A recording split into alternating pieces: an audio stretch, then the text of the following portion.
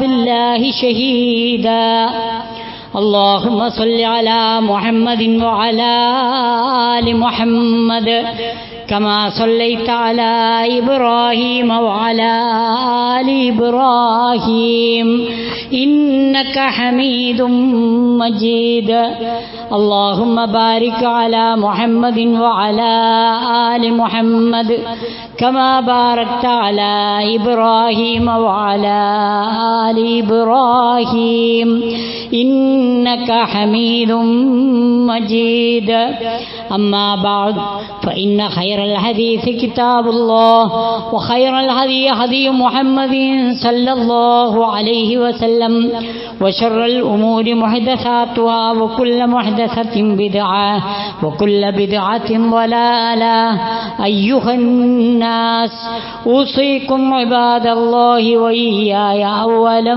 بتقوى الله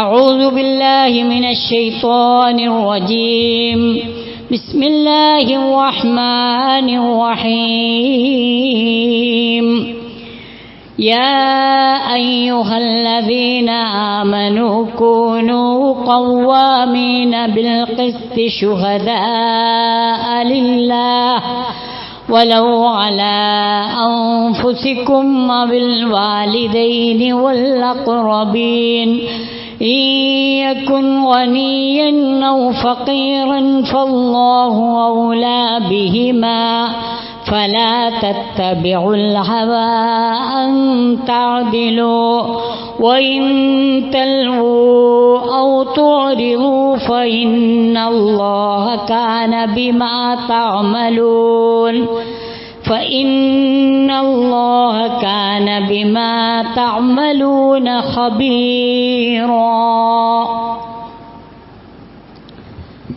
സമാദരണീയരായ സത്യവിശ്വാസികളെ, മാന്യ സത്യവിശ്വാസിനികളെ, അള്ളാഹുവിൻ്റെ വിധിവിലക്കുകൾ മാനിച്ച്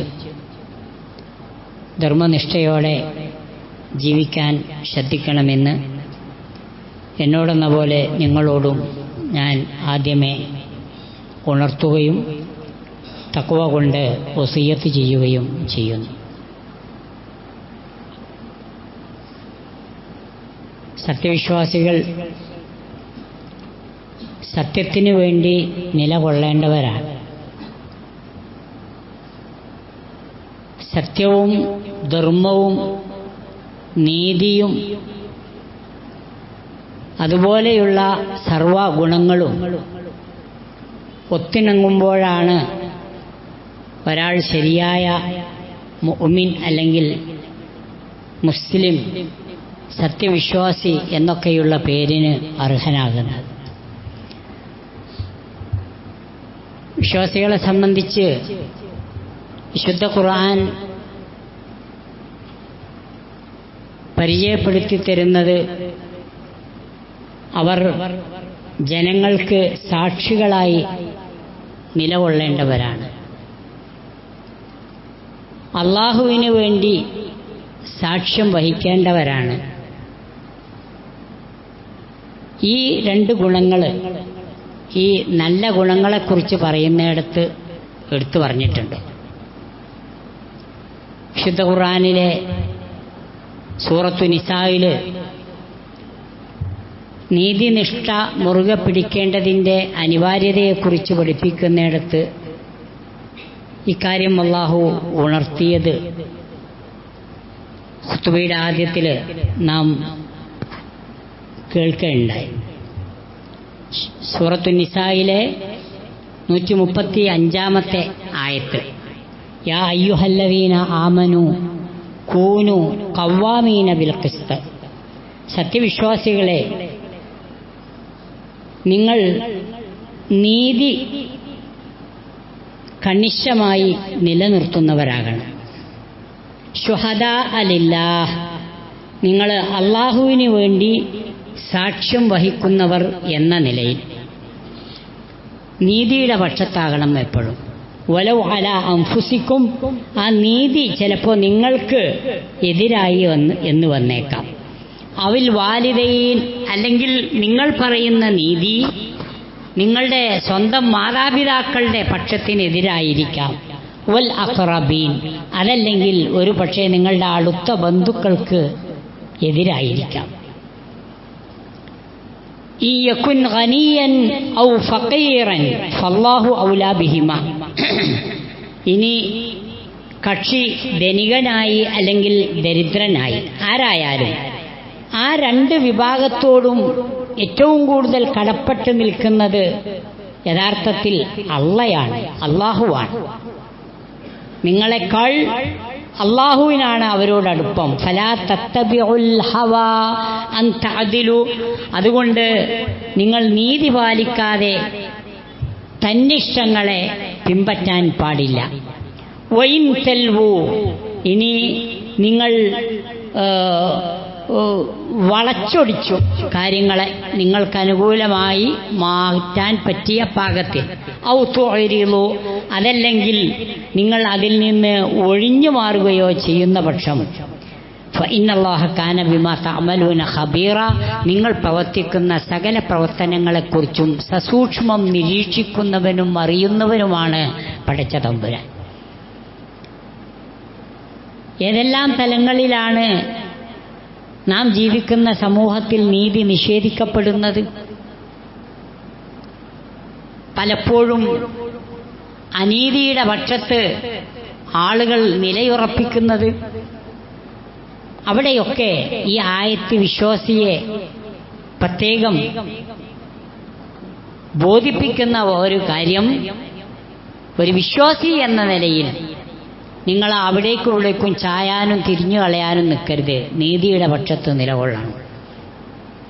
നോക്കൂ, നിങ്ങൾ ജനങ്ങൾക്ക് വേണ്ടി ഭരിക്കുന്ന ഭരണമാണ് ജനാധിപത്യം എന്നാണല്ലോ പറയുന്നത്. പൂർണ്ണ അർത്ഥത്തിൽ നമ്മുടെ വോട്ടെടുപ്പിലൂടെ തിരഞ്ഞെടുക്കപ്പെടുന്ന ഒരു കക്ഷി എല്ലാ ജനങ്ങളുടെയും പിന്തുണയോടുകൂടി തിരഞ്ഞെടുക്കപ്പെട്ട ഭരണാധികാരിയല്ല. ഇപ്പം നമ്മളെ കേന്ദ്രം ഭരിക്കുന്ന ഭരണകക്ഷിയുടെ ആളുകൾ അവർക്ക് വോട്ട് ചെയ്ത ഈ ജനകോടികളിൽ നിന്ന് എത്ര ആളുകളാണ് അവർക്ക് വോട്ട് ചെയ്തതെന്ന് നോക്കിയാൽ അത് വളരെ ചെറിയ ഒരു പക്ഷം മാത്രമാണ്.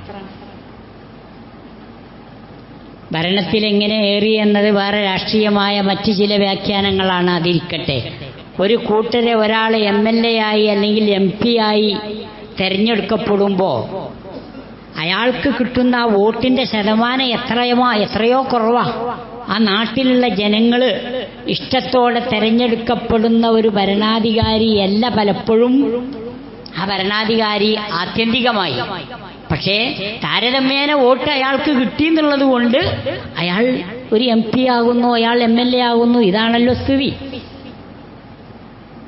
അങ്ങനെ വരുന്ന ആളുകൾ ബഹുഭൂരിപക്ഷം വരുന്ന ജനങ്ങളുടെ താൽപ്പര്യങ്ങളെ മാനിക്കാതെ, വിശിഷ്യ ന്യൂനപക്ഷങ്ങളെ ശ്രദ്ധിക്കാതെ ആ ജനങ്ങൾക്കെതിരായ ഒരു ഭരണം നടത്തുന്നു, നിയമനിർമ്മാണം നടത്തുന്നു.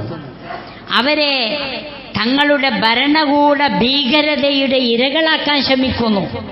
ഇതൊക്കെയാണ് കഴിഞ്ഞ ദിവസങ്ങളിൽ നാട്ടിൽ വലിയ ചർച്ചയായി നിന്നിരുന്ന വഖഫ് ബില്ലുമായി ബന്ധപ്പെട്ട്.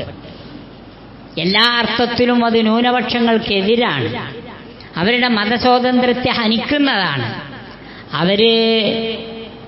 അവരുടെ ഇഷ്ടത്തിനനുസരിച്ച് അള്ളാഹുവിൻ്റെ പ്രീതി കാംക്ഷിച്ച് നല്ല കാര്യങ്ങൾക്ക് വേണ്ടി ചെലവാക്കിയ അവരുടെ സ്വത്ത് പിടിച്ചെടുക്കുവാനും അത് അനധികൃതമായി കയ്യേറ്റം നടത്തുവാനും അന്യായമായി അനർഹരായ ആളുകൾക്ക് ഭുജിക്കുവാനും ഒക്കെ പറ്റിയ പാകത്തിൽ നിയമനിർമ്മാണം നടത്തുന്നു.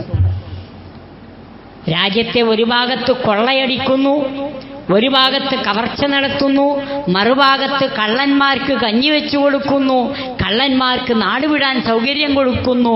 അതുപോലെ തന്നെ ഖജനാവുകൾ കാലിയാക്കുന്ന രൂപത്തിലുള്ള വലിയ കൊള്ളക്കുള്ള അവസരങ്ങൾ സൃഷ്ടിച്ചു കൊടുക്കുന്നു. ഭരണാധികാരികൾ ഇന്ന് ചെയ്യുന്നത് അതൊക്കെയാണ്. കോടതിയിൽ പെട്ടെന്ന് ചുട്ടെടുത്ത ഒരു നിയമം കോടതി കയറി. എല്ലാവരും മുസ്ലിമീങ്ങൾ വിശിഷ്യ ഒന്ന് ഉണർന്നിരുന്നു. രാജ്യത്തിന്റെ നാനാഭാഗത്തു നിന്നും ഒരേ ശബ്ദത്തിൽ പ്രതിഷേധങ്ങൾ ഉയർന്നു. കാരണം അവർക്കറിയാം അതൊരു പള്ളിയെയല്ല ബാധിക്കുന്നത്. നേരത്തെ സൂചിപ്പിച്ചതുപോലെ ബാബരി ഒരു പള്ളിയാണെങ്കിൽ വഖഫ് ബില്ല് രാജ്യത്തെ മുഴുവൻ പള്ളികളെയും ബാധിക്കുന്നതാണ്. ഇവിടെ വഖഫ് സ്വത്തിൽ പ്രവർത്തിക്കുന്ന ഹോസ്പിറ്റലുകളുണ്ട്, യൂണിവേഴ്സിറ്റികളുണ്ട്, കലാലയങ്ങളുണ്ട്, വിദ്യാഭ്യാസ സ്ഥാപനങ്ങളുണ്ട്, മദ്രസകളുണ്ട്. അങ്ങനെ ഉപകാരപ്രദമായ വിവിധ മേഖലകളിൽ വഖഫ് സ്വത്തുക്കളൊക്കെ കൈകാര്യം ചെയ്യപ്പെടുന്നുണ്ട്.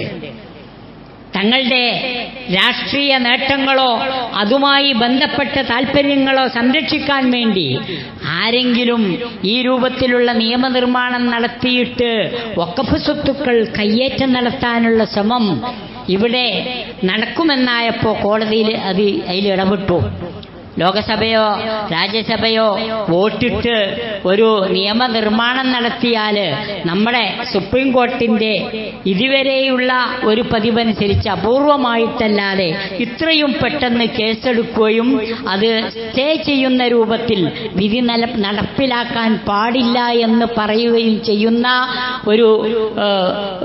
ഒരു പ്രവണത മുമ്പ് നമ്മൾ കണ്ടിട്ടില്ല. പക്ഷേ അള്ളാഹുവിൻ്റെ അപാരമായ അനുഗ്രഹത്താൽ ഈ ന്യൂനപക്ഷത്തിനെ വിശ്വാസത്തിലെടുത്ത് അവരുടെ വിശ്വാസത്തെ സംരക്ഷിക്കാൻ പറ്റിയ പാകത്തിൽ തൽക്കാലത്തേക്ക് ഒരു ഇടക്കാല ഉത്തരവ് എന്ന് പറയാവുന്ന രൂപത്തിൽ എല്ലാം നിർത്തിവെക്കാൻ ആവശ്യപ്പെട്ടിരിക്കുന്നു.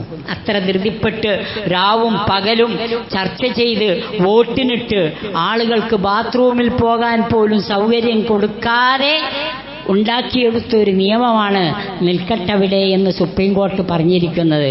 അപ്പൊ സുപ്രീം കോർട്ടിനെയും ഇക്കൂട്ടർ വിമർശിക്കാൻ തുടങ്ങിയിരിക്കുന്നു.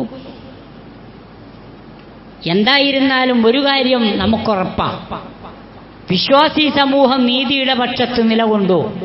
അവർക്ക് മതസ്വാതന്ത്ര്യം ആവശ്യമാണ്. അവരുദ്ദേശിച്ച രൂപത്തിൽ നന്മയുടെ മാർഗത്തിൽ അവർ ധനം ചെലവ് ചെയ്യാൻ തയ്യാറുണ്ടെങ്കിൽ അതിനവർക്ക് അവസരം കിട്ടണം. ആരെങ്കിലും ചെയ്ത ഇത്തരത്തിലുള്ള നല്ല ഭൂമികളോ അല്ലെങ്കിൽ സ്വത്തുക്കളോ വകമാറി ചെലവഴിക്കാൻ പാടില്ല. അത് വഖഫ് സ്വത്തുക്കളുടെ ശരിയായ ആ ക്രയവിക്രയ നിയമത്തിനെതിരാണ്. ഇതൊക്കെ സുപ്രീം കോടതി നിരീക്ഷിച്ചിട്ട് തൽക്കാലം നിർത്തിവെക്കാൻ പറഞ്ഞിരിക്കുകയാണ്.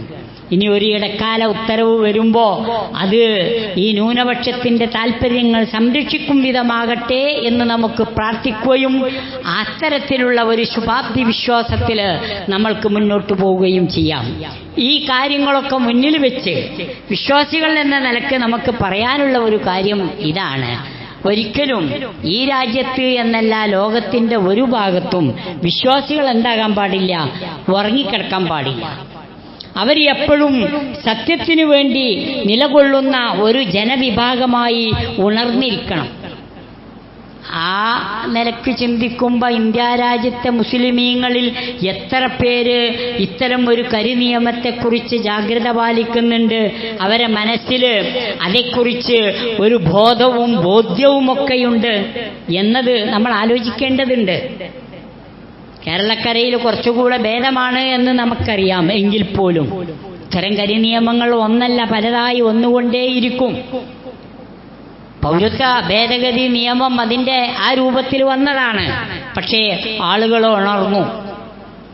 അങ്ങനെ ഉണരാത്ത ആളുകളുണ്ടല്ലോ, അവർ യഥാർത്ഥത്തിൽ ദീൻ നമുക്ക് അനുശാസിക്കുന്ന ചില കാര്യങ്ങളുണ്ടല്ലോ അതിനോട് പുറംതിരിഞ്ഞു നിൽക്കുന്നവരാ. ദീൻ എന്ന് പറഞ്ഞാൽ നിസ്കാരത്തിൽ ഒതുങ്ങുന്നതല്ല എന്നർത്ഥം. അത് തൻ്റെ സ്വകാര്യ ജീവിതവുമായി ബന്ധപ്പെട്ട ഒരു കാര്യം മാത്രമല്ല ദീന്. വൽ ആസ്രി ഇന്നൽ ഇൻസാന ലഫീ ഖുസ്ർ ഇല്ലല്ലദീന ആമനൂ വഅമിലുസ് സ്വാലിഹാത്തി വതവാസൗ ബിൽ ഹഖ് വതവാസൗ ബിസ്സബ്ർ. സകല മനുഷ്യന്മാർക്കും കാലത്തെ മുൻനിർത്തിക്കൊണ്ട് അല്ലാഹു സുബ്ഹാനഹു വ തആല ബോധ്യപ്പെടുത്തുന്ന ഒരു കാര്യമുണ്ട്: വൽ ആസ്രി ഇന്നൽ ഇൻസാന ലഫീ ഖുസ്ർ. മനുഷ്യന്മാരൊക്കെ നാശത്തിലകപ്പെട്ടിട്ടുണ്ട്. അതിൽ നിന്ന് കുറച്ചാളുകൾക്ക് ഒരു എക്സെപ്ഷൻ ഉണ്ട്. അതാരാ? ഇല്ലല്ലദീന ആമനൂ വഅമിലുസ് സ്വാലിഹാത്തി. യഥാർത്ഥ വിശ്വാസവും സുഹൃതവും ചെയ്യുന്ന സത്യവിശ്വാസികളായ ആളുകൾ. വതവാസൗ ബിൽ ഹഖ്, ഉണ്ടാകേണ്ട ഗുണമാണ് ഹക്ക് കൊണ്ട് അന്യോന്യം ഉപദേശിക്കണം. വതവാസൗ ബിസ്സബ്ർ, സബ്ർ കൊണ്ടും. അത്തരത്തിലുള്ള ഒരു ഉമ്മത്തിനെ പ്രതിസന്ധികളെ അതിജയിക്കാൻ സാധിക്കും. ഒരാള് ഒരു പ്രതിസന്ധിയിൽ ആകെ വാടിത്തളരുമ്പോ അയാൾക്ക് സബ്ർ ഉപദേശിച്ചു കൊടുക്കണം. സാരില്ല, അതൊക്കെ ജീവിതത്തിലുണ്ടാകും. സുഖദുഃഖ സമ്മിശ്രമാണ് ജീവിതം. നിങ്ങൾ ക്ഷമിച്ച്, ഇതിനപ്പുറത്ത് അല്ലാഹു സുബ്ഹാനഹു വ തആല നിങ്ങൾക്ക് വലിയ വിജയമാണ് വെച്ചിട്ടുള്ളത്. ഇത് ആ മനുഷ്യന്റെ മനസ്സിന് കരുത്തു പകരുന്നതും പ്രതിസന്ധികളെ അതിജയിക്കാൻ പ്രേരിപ്പിക്കുന്നതുമാണ്. ജീവിതത്തിൽ മുന്നോട്ട് ഗമിക്കുവാനുള്ള ഒരു പ്രചോദനമാണ് ഇത് നൽകുന്നത്. മറ്റേത് അയാൾ ആകെ തകർന്നടിഞ്ഞു പോകും. ഹക്ക് മുറുകെ പിടിക്കാനും പരസ്പരം ഉപദേശിക്കണം. അല്ലെങ്കിൽ ഹക്കിന്റെ പിന്നാലെ ആളുണ്ടാവൂല. അവനവന്റെ സുഖ സൗകര്യങ്ങളും താല്പര്യങ്ങളും നോക്കിയിട്ട് അതിന്റെ പിന്നാലെ ആൾക്കാർ പോവുക. എത്ര ആളുകളുണ്ട് യഥാർത്ഥ തൗഹീദ് പറഞ്ഞു കൊടുക്കുമ്പോൾ സുന്നത്തും ബിദ്അത്തും പറഞ്ഞു കൊടുക്കുമ്പോൾ സംഗതി നിങ്ങൾ പറഞ്ഞൊക്കെ ശരി തന്നെയാണ്, പക്ഷെ അതിപ്പോ എനിക്ക് പറ്റൂല. എന്തേ ഇപ്പൊ നമ്മളോടങ്ങനെ നമ്മളെ വേണ്ടപ്പെട്ട ആൾക്കാർ ഇങ്ങനെ ഒരു പരിപാടി എടുത്തുമ്പോ ഞാനായിട്ട് ഇന്ന് മുഖം തിരിഞ്ഞിരിക്കണത് ശരിയല്ല. നിങ്ങൾ പറഞ്ഞാൽ ശരിയെന്ന് നമുക്കറിയാം, പക്ഷെ പിന്നെ തൽക്കാലം വരാൻ പറ്റൂല. വലഖദ് അലിംതു ബി അന്ന ദീന മുഹമ്മദി മിൻ ഖൈരി അദിയാനിൽ ബരിയത്തി ദീന എന്ന് മരണവക്ത്രത്തിൽ കിടക്കുന്ന അബൂ ത്വാലിബ് മുഹമ്മദ് മുസ്തഫ സല്ലല്ലാഹു അലൈഹി വസല്ലമ അവിടുത്തെ പാദം ഒഴിഞ്ഞ് നിങ്ങൾ കലിമ ചൊല്ലി ലാ ഇലാഹ ഇല്ലല്ലാഹ് പറഞ്ഞ് മരിക്ക് എന്ന് പറഞ്ഞപ്പോഴൊക്കെ തൻ്റെ ചുറ്റും നിൽക്കുന്ന ആ പ്രമാണിമാരുടെ കണ്ണിലേക്ക് നോക്കിയിട്ടാണ് അബൂ ത്വാലിബ് പറഞ്ഞത്, ഞാനിപ്പോൾ അതാണ് വിശ്വസിച്ചിട്ട് ഒരു മുസ്ലിമായി ഞാനുകൊണ്ട് മരിച്ചാൽ ആൾക്കാർ പറയെന്താണ്, ഈ മുഹമ്മദിന്റെ ദീനിലായിപ്പോയി അവസാനം അബൂ ത്വാലിബും എന്ന് പറയും. അതുകൊണ്ട് വലഖദ് അലിംതു ബി അന്ന ദീന മുഹമ്മദി മിൻ ഖൈരി അദിയാനിൽ ബരിയത്തി ദീന, മുഴുവൻ മനുഷ്യന്മാരുടെയും ദീനുകളിൽ വെച്ച് മുന്തിയ ദീനാണ് മുഹമ്മദെ നീ പരിചയപ്പെടുത്തുന്ന ഇസ്ലാം ദീൻ എന്ന് എനിക്കറിയാം. പക്ഷേ ലൗലൽ മലാമതു ഔ ഹദാറു മസബ്ബതി ലവജത്തനി സംഹം ബിദഅക മുബീനാ. ആളുകൾ നാളെ പിറ്റേന്ന് എന്താ പറയാ, ആ ആക്ഷേപം ഭയന്നത് കൊണ്ടാണ് ഞാൻ അതിലേക്ക് വരാത്തത് എന്ന് അബൂ ത്വാലിബിന് തുറന്ന് സമ്മതിക്കേണ്ടി വന്നു. ആ അബൂ ത്വാലിബാണ് പറഞ്ഞത്, ഒരാളും ഭയപ്പെടാതെ സത്യം തുറന്നു പറഞ്ഞോ മുഹമ്മദെ ഞാനുണ്ടാകും നിന്റെ പിന്നിൽ എന്ന്. പക്ഷേ ആ അബൂ ത്വാലിബിന് സത്യം അംഗീകരിക്കാൻ കഴിഞ്ഞില്ല. ഏറ്റവും കുറഞ്ഞ ശിക്ഷ നരകത്തിൽ അബൂ ത്വാലിബിനാണെന്ന് നബി തിരുമേനി സല്ലല്ലാഹു അലൈഹി വസല്ലം പറഞ്ഞിട്ടുണ്ട്.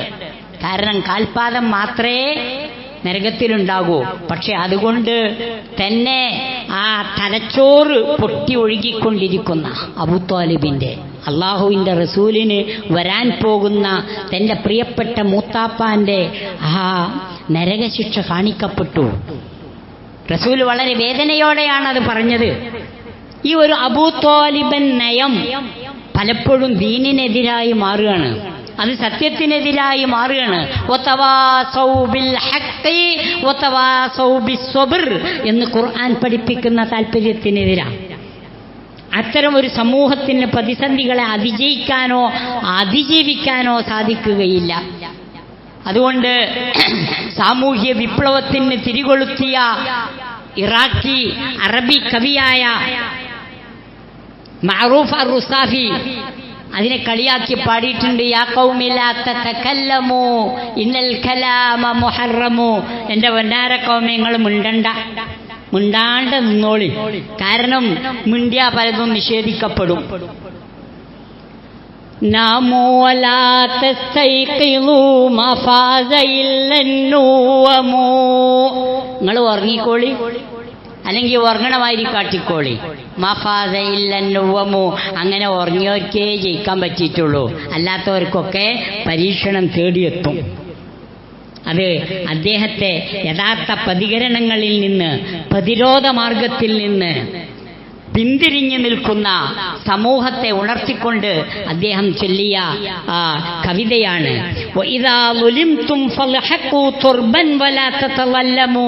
നിങ്ങൾ ആരെങ്കിലും വന്നിട്ട് നിങ്ങൾ ആക്രമിച്ചാലും നിങ്ങളങ്ങനെ ചിരിച്ചു നിന്നാ മതി, അതിനൊന്നും പ്രതികാരം ചെയ്യാൻ നിങ്ങളായിട്ട് മെനക്കെടണ്ട. ഇതാ ഉഹിൻതും ഫഷ്കുറു, നിങ്ങൾ നിന്ദിക്കപ്പെടുകയാണെങ്കിലോ ഫഷ്കുറു, നിങ്ങൾ ശുക്ർ ചെയ്തോളി. നമ്മളെ ആധുനിക പത്രഭാഷയിൽ നമ്മൾ സാധാരണ പറയുന്നുണ്ടല്ലോ, പാദസേവകരായി ഇങ്ങനെ നിലകൊണ്ടിട്ട് അങ്ങനെ കാര്യം കൈക്കലാക്കാൻ നോക്കിക്കോളൂന്ന്. നമ്മളെ ചില ആൾക്കാർ അങ്ങനെയാണ് ചില സമുദായക്കാരൊക്കെ ചെയ്തുകൊണ്ടിരിക്കുന്നത്. ഇതാ ലുത്തിംതും ഫബ്സിമു, അതല്ല നിങ്ങളെ മുഖത്ത് തന്നെ പ്രഹരമേറ്റാലും ആ മറ്റവന്റെ മുഖത്ത് നോക്കി അടുത്തവന്റെ മുഖത്ത് നോക്കി ഒന്ന് പുഞ്ചിരിച്ച് നിന്നോളി, നിങ്ങൾ പ്രതികരിക്കാൻ നിൽക്കണ്ട.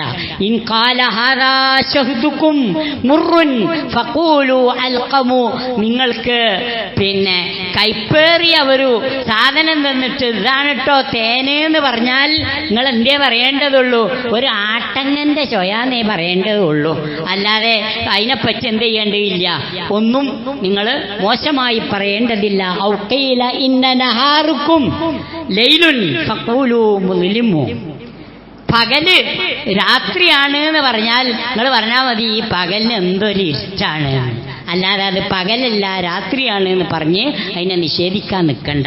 ആ രൂപത്തിൽ കവിത ചൊല്ലേണ്ടി വന്നു.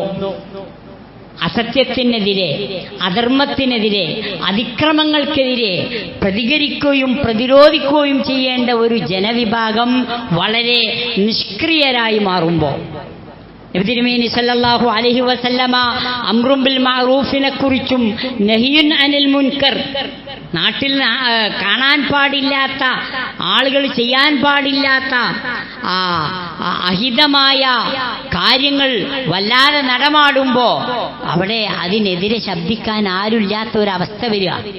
പ്രവാചകൻ പറഞ്ഞു, വല്ലദീ നഫ്സീ ബിയദി, എന്റെ ആത്മാവ് ഏതൊരു റബ്ബിന്റെ കയ്യിലാണോ ആ അല്ലാഹു തന്നെയാണ് സത്യം. ലതഉമുറന്ന ബിൽ മഅറൂഫ് വലതൻഹൗന്ന അനിൽ മുൻകർ, നിങ്ങൾ നന്മ ആളുകളോട് കൽപ്പിക്കണം. വലതൻഹൗന്ന അനിൽ മുൻകർ, നിഷിദ്ധമായ കാര്യങ്ങൾ കാണുമ്പോൾ അതിനെതിരെ നിങ്ങൾ ശബ്ദിക്കണം. അത് ബാപ്പാക്ക് ഉത്തരവാദിത്തമുണ്ട്, ഒരു കുടുംബനാഥൻ എന്ന നിലക്ക്. സമൂഹത്തിന് നേതൃത്വം കൊടുക്കുന്ന ആളുകൾക്ക് ബാധ്യതയുണ്ട്. ആ ആളുകൾ തന്നിൽ വിശ്വാസമർപ്പിക്കുന്ന ഒരു നേതാവ് എന്ന നിലക്ക്. അതുപോലെ തന്നെ ഔല യൂശക്കന്നല്ലാഹു യബഅസു അലൈക്കും അദാബ, അത് നിങ്ങൾ ചെയ്തിട്ടില്ലെങ്കിൽ അല്ലാഹു സുബ്ഹാനഹു വ തആല നിങ്ങളുടെ നേരെ ശിക്ഷ അയക്കും. സുമ്മതദഊന, റബ്ബിനോട് നിങ്ങൾ പ്രാർത്ഥിച്ചുകൊണ്ടിരിക്കും, ഫലാ യസ്തജീബു ലക്കും, പക്ഷേ നിങ്ങളുടെ പ്രാർത്ഥനയ്ക്ക് അല്ലാഹു സുബ്ഹാനഹു വ തആല ഉത്തരം നൽകാത്ത ഒരവസ്ഥയാണ് വരിക. ഏറ്റവും വലിയ ജിഹാദ് ഏതാ? അഫ്ളലുൽ ജിഹാദ് കലിമതു ആദിലിൻ ഇൻദ സുൽത്താനിൻ ജാഇർ.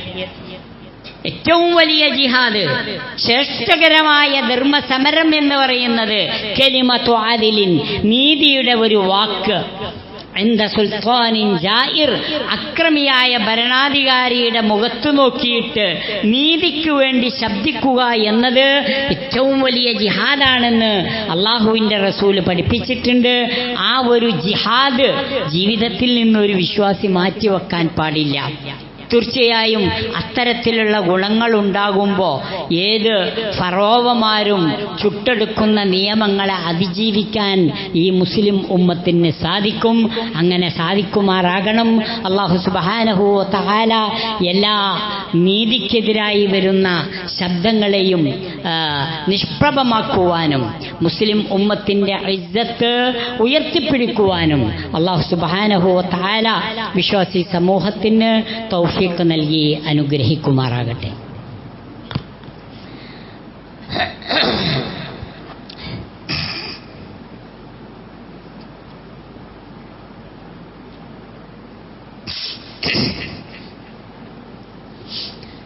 الحمد لله الذي هدانا لهذا وما كنا لنهتدي لولا أن هدانا الله والصلاة والسلام على رسول الله وعلى آله وصحبه أجمعين. അയ്യുഹന്നാസ് ഇത്തഖുല്ലാഹ ഹഖ്ക തുഖാതിഹി വലാ തമൂതുന്ന ഇല്ലാ വഅൻതും മുസ്ലിമൂൻ. അല്ലാഹുവെ ഭയപ്പെട്ട് തഖ്വയോടെ ജീവിക്കാൻ ശ്രദ്ധിക്കണമെന്ന് എന്നോടെന്ന പോലെ നിങ്ങളോടും ഞാൻ ഒരിക്കൽ കൂടി ഉണർത്തുകയും തഖ്വ കൊണ്ട് വസിയത്ത് ചെയ്യുകയും ചെയ്യുന്നു. നമ്മുടെ നാട്ടിൽ ഏറെ കോലാഹലം സൃഷ്ടിച്ച ഒരു സംഗതിയാണ് വീട്ടിലെ പ്രസവം. മുസ്ലിം നാമധാരികളാണ് അതിൻ്റെ പിന്നിൽ എന്നുള്ളതുകൊണ്ട് വാർത്തകൾക്ക് ചൂടേറും. ചാനലുകളൊക്കെ അതിനെക്കുറിച്ച് നിരന്തരം ശബ്ദിച്ചുകൊണ്ടിരിക്കും. അത്തരം ശബ്ദങ്ങൾക്ക് എരിവും പുളിയും പകരുന്ന രൂപത്തിൽ കുറേ ആയുധങ്ങൾ സോഷ്യൽ മീഡിയയിൽ നിന്ന് നമ്മുടെ തലപ്പാവുധാരികൾ പറഞ്ഞു വച്ച പ്രസംഗങ്ങളുടെ ക്ലിപ്പുകളും ലഭിക്കുക കൂടി ചെയ്താൽ ഈ ഉമ്മത്തിനെ മോശമായി ചിത്രീകരിക്കാൻ പറ്റിയ ഒരു ആയുധമായി അത് മുസ്ലിം വിരുദ്ധരുടെ കൈകളിൽ എത്തും. അങ്ങനെ എത്തി എന്ന കാര്യത്തിൽ തർക്കമില്ല. ക്രിസ്ത്യാനികളിലെ ഒരു വിഭാഗമുണ്ട്, ചികിത്സ തന്നെ അവർക്ക് ഹറാമ. പ്രൊട്ടസ്റ്റന്റ് വിഭാഗം പ്രാർത്ഥന അല്ലാതെ വേറെ ഒരു ചികിത്സയും പാടില്ല എന്നുള്ളിടത്താണ് അവർ വിശ്വസിക്കുന്നത്. പക്ഷേ ഈ കോലാഹലങ്ങൾക്കിടയിലൊന്നും നമ്മളതിനെപ്പറ്റി കാമാന്നമുണ്ടത് കേട്ടിട്ടില്ല. ആകെ നമ്മളെ മൗലാനമാർ പറഞ്ഞു വെച്ച വയൽ, ആ വയലാണെങ്കിലോ പലതും മുസ്ലിം ഉമ്മത്തിനെതിരാണ്, ഇസ്ലാം ദീന് പഠിപ്പിച്ച അധ്യാപനങ്ങൾക്കെതിരാണ്. എത്രത്തോളം എന്ന് വെച്ചാൽ ഡോക്ടറേറ്റ് എടുത്ത ആൾക്കാർ വരെ മൈക്കൻ്റെ മുമ്പിൽ നിന്ന് പറയാണ്, അങ്ങനെ വലിയൊരു ഡേറ്റ് പറഞ്ഞിട്ട് അങ്ങനെ ഒരു കീറിപ്പൊളിക്കേണ്ട അവസ്ഥയിലേക്ക് രോഗികളെ കൊണ്ടെത്തിക്കേണ്ടതില്ല. കാരണം ഗർഭസ്ഥ ശിശു ചുരുങ്ങിയത് 4 കൊല്ലം വരെ ഗർഭപാത്രത്തിൽ തന്നെ ഉണ്ടാവും, ഒരു കുഴപ്പം പറ്റാതെ എന്നാണ് പുതിയ കണ്ടുപിടുത്തം. ഇയാളെങ്ങനെ പഠിച്ചോനെ ഡോക്ടറേറ്റ് കിട്ടിയെന്ന് വിചാരിച്ച് പഠിച്ചു നോക്കുമ്പോഴാണ് മനസ്സിലായത് അത് ഒഡീഷയിൽ നിന്ന് കിട്ടിയതാണല്ലോ. എവിടുന്ന് കിട്ടിയതായാലും വേണ്ടിയില്ല.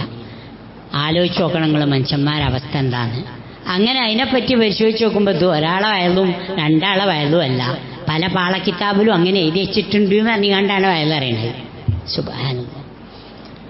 4 കൊല്ലും പിന്നെ അതിലധികം കൊല്ലമൊക്കെ പറയുന്നുണ്ട്. ഗർഭസ്ഥ ശിശു അവിടെ തന്നെ ഉണ്ടാവും, അപ്പോൾ ബേജാറാണ്ടില്ല.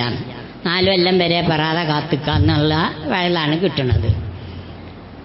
2 വശമുണ്ട് വിഷയങ്ങൾക്ക്. ഒന്ന്, ഇതെന്തിനാണ് ഇങ്ങനെ ഒരു പ്രസവം നടത്താനുള്ള ഒരു ശ്രമം നടത്തിയെന്ന് ചോദിച്ചാൽ, അത് ഒരു മൂപ്പര് ഒരു ഖബറിൻ്റെ പ്രയോക്താവും അതിൻ്റെ ഗുണഭോക്താവും ഒക്കെയാണ്. ആ ഖബറിങ്ങളിലേക്ക് കിട്ടുന്ന കാശിൻ്റെ ഒരു വീതം മൂപ്പർക്ക് കിട്ടും. അവിടെ മരണപ്പെട്ട ഭ്രാന്തായി മരിച്ച ഒരു പണ്ഡിതൻ, നമ്മളിപ്പോൾ സാധാരണ പറയാറുള്ള മടവൂർ ഷെയ്ഖ്, 10 കൊല്ലോ ഭ്രാന്തായി വേറൊരു സുഹൃത്തിൻ്റെ വീട്ടിൽ മാളികപ്പുറത്ത് അങ്ങനെ കിടന്നു. അദ്ദേഹത്തിന് നോമ്പ് ബാധകമായിരുന്നില്ല, നിസ്കാരം ബാധകമായിരുന്നില്ല.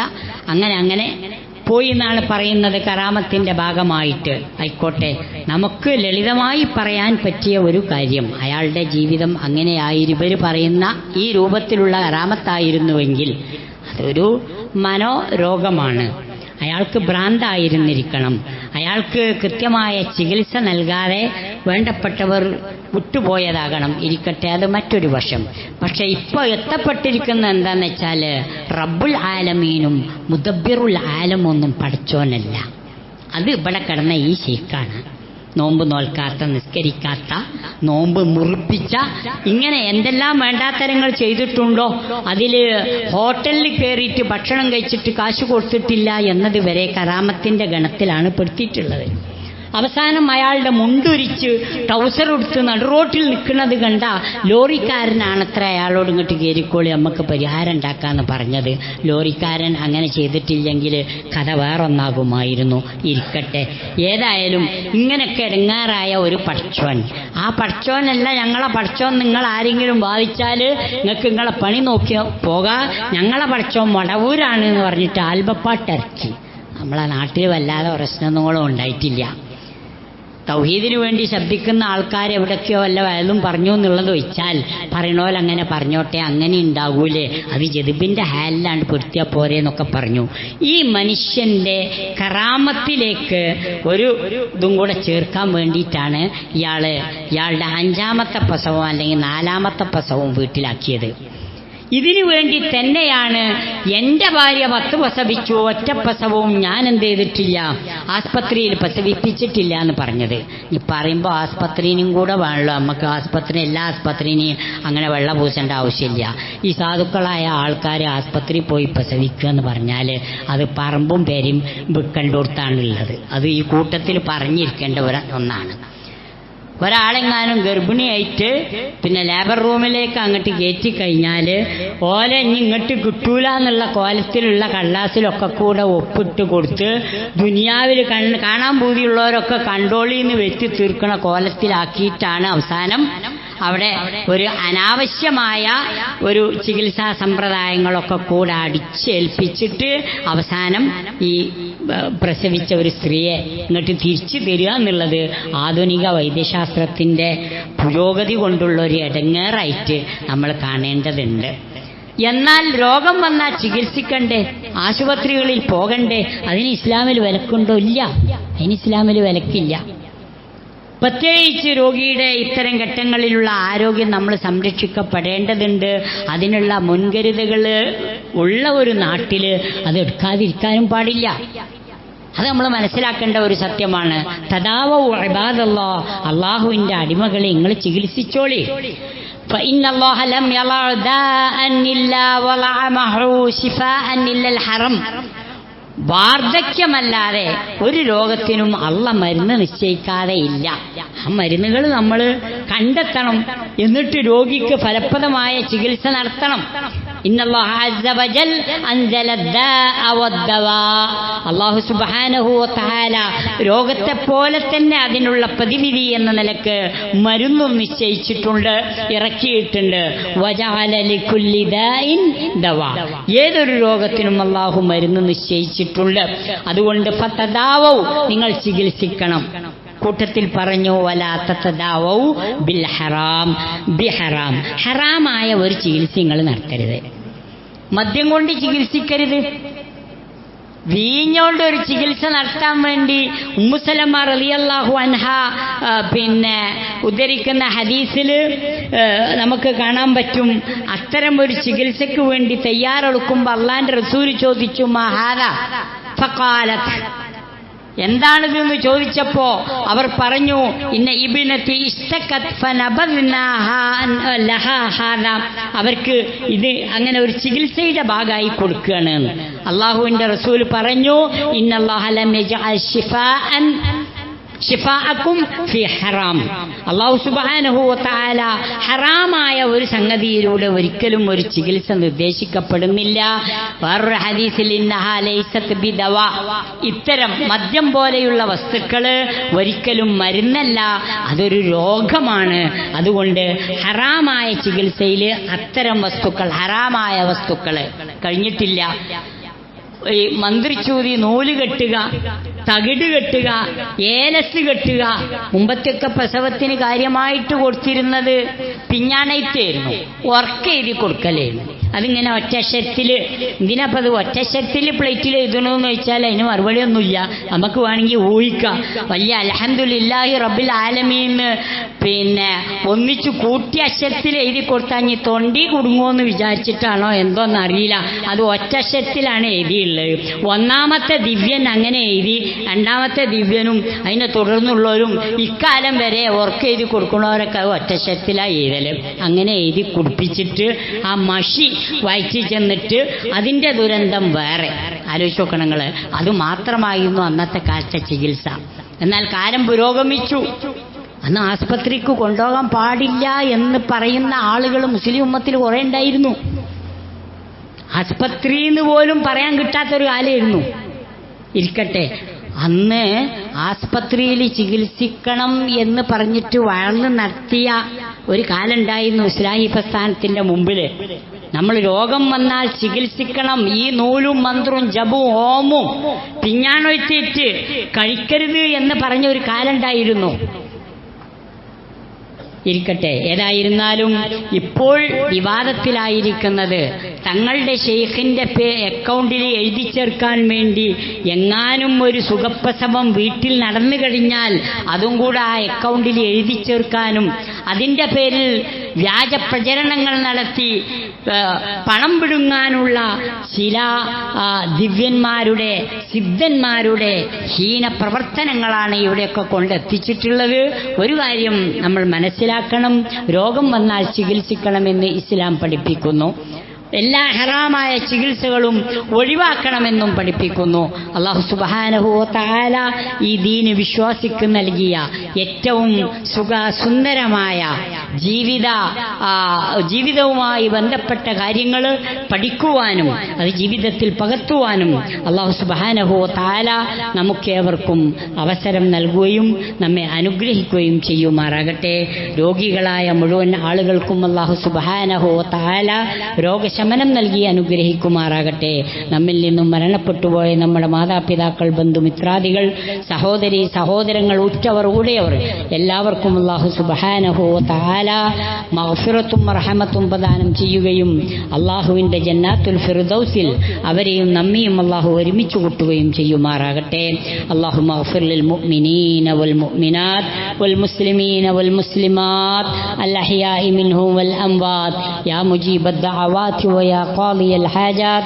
اللهم اغفر لنا ولإخواننا الذين سبقونا بالإيمان ولا تجعل في قلوبنا غلا للذين آمنوا ربنا إنك رؤوف رحيم. اللهم أعز الإسلام والمسلمين وأذل الشرك والمشركين. اللهم أجرنا من النار، اللهم أجرنا من النار، اللهم أجرنا من النار. ربنا تقبل منا إنك أنت السميع العليم وتب علينا إنك أنت التواب الرحيم واغفر لنا يا غافر المذنبين وارحمنا بأنواع رحمتك يا أرحم الراحمين.